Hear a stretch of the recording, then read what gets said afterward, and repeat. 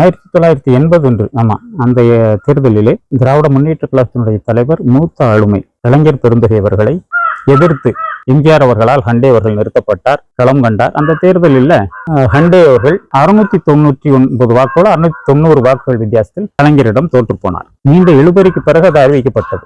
கலைஞர் என்று சொன்னால் ஒரு மூத்த ஆளுமை, மிகப்பெரிய சிதம்பரம் அண்ணாமலை செட்டியார், பூண்டி வாண்டையார் அவர்கள், ஆற்காடு நவாப் போன்ற பெரிய குடும்பத்தை சேர்ந்தவர்களெல்லாம் சாதிக்க முடியாத உயரங்களை சாமானிய குடும்பத்துல பிறந்து இன்னைக்கு பெரிய உயரங்களை தொட்ட சாதனை சரித்திரம் கலைஞர்.